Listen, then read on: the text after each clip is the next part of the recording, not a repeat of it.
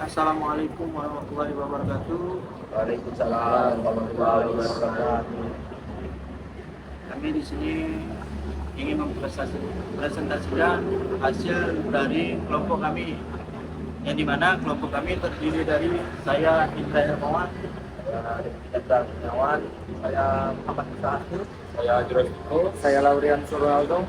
Nah, di sini kami memilih tema kekerasan seksual dan patriarki, yang dimana tema ini untuk menganalisis film dari Women from Rhode Island. Oke, analisis pertama mungkin dibacakan oleh Kurniawan. Baik, di sini saya akan bahas bagian satu dari film berjudul Women from Rhode Island tahun 2023. Film ini menggambarkan realitas perempuan di Nusa Tenggara Timur, khususnya korban kekerasan seksual.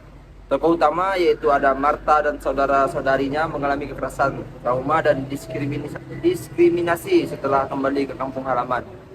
Film ini tidak hanya bercerita tentang kekerasan, tapi juga memperlihatkan bagaimana budaya patriarki membentuk cara masyarakat memandang korban, menentukan relasi kuasa, dan mempengaruhi akses mereka terhadap keadilan. Dari perspektif sosiologi gender, film ini relevan untuk dikaji karena menunjukkan kesenjangan gender, ketidaksetaraan kuasa, dan berbagai bentuk penindasan struktural yang dialami perempuan. Selanjutnya saya akan menjelaskan tentang patriarki dan kekerasan seksual dalam film ini.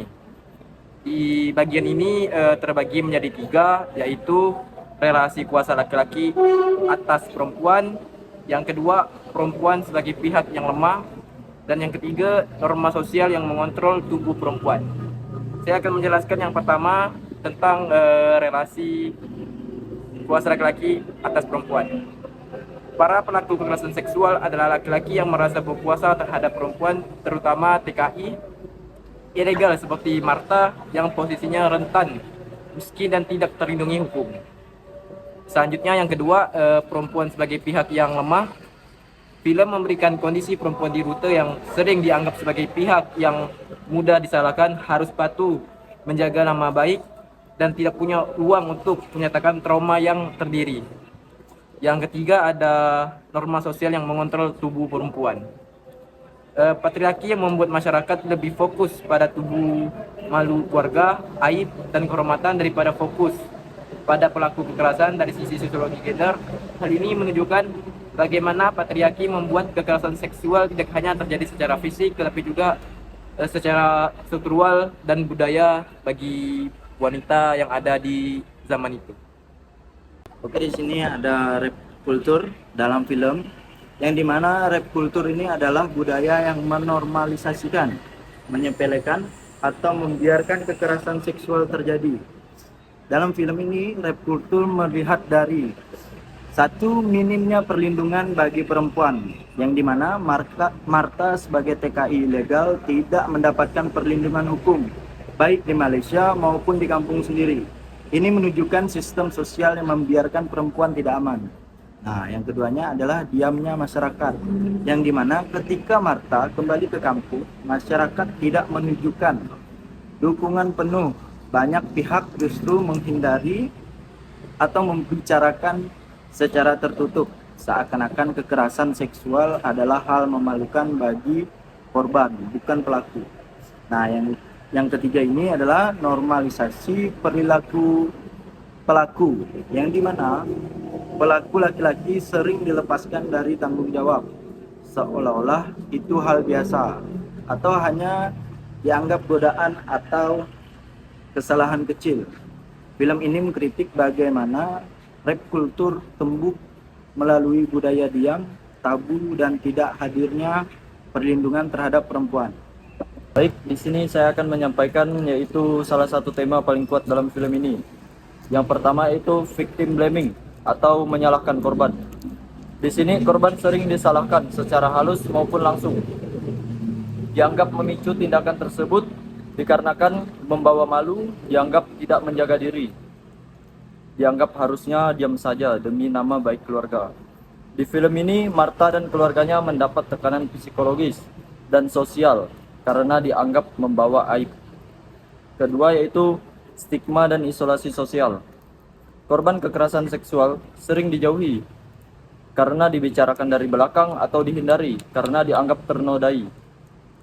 Film ini menggambarkan bagaimana stigma ini mempengaruhi kesehatan mental Martha dan keluarganya. Yang ketiga, trauma yang tidak dipahami. Di sini sosiologi gender berperan melihat bagaimana stigma sosial menghambat korban dalam penyembuhan trauma, membuat mereka menyalahkan diri sendiri, dan membuat kekerasan seksual sulit dilaporkan. Film ini memperlihatkan secara jelas bagaimana stigma memperpanjang penderitaan korban. Baik. Selanjutnya ada ketidakadilan gender dalam sistem hukum.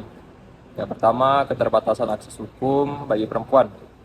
Martha sebagai TKI ilegal tidak punya kekuatan untuk membawa kasusnya ke jalur hukum. Bagi perempuan miskin, akses terhadap keadilan lebih sulit karena tidak punya bukti, takut stigma, takut kehilangan pekerjaan, tidak percaya aparat bisa membela mereka. Dan yang kedua, ada sistem hukum yang bias gender. Dalam banyak kasus, kesaksian perempuan sering diragukan, pelaku laki-laki sering dianggap lebih kredibel, atau kasus dianggap tidak penting jika tidak ada saksi. Film ini memperlihatkan bahwa perempuan sering kalah sejak awal karena sistem hukum dibangun dari perspektif laki-laki dan budaya patriarki. Baik, di sini untuk penutup dari mengkaji film dari film Woman from Rhode Island. Di film ini ada potret nyata bagaimana kekerasan seksual bukan hanya terjadi secara individual, tetapi juga didukung oleh struktur patriarki, budaya menyalahkan korban, dan sistem hukum yang tidak adil. Dari perspektif sosiologi gender, film ini menjadi kritik bahwa kekerasan seksual adalah masalah sosial dan struktural, bukan masalah pribadi dari korban. Mungkin sekian dari presentasi kelompok kami, kurang lebihnya mohon dimaafkan. Assalamualaikum warahmatullahi wabarakatuh dan selamat sore.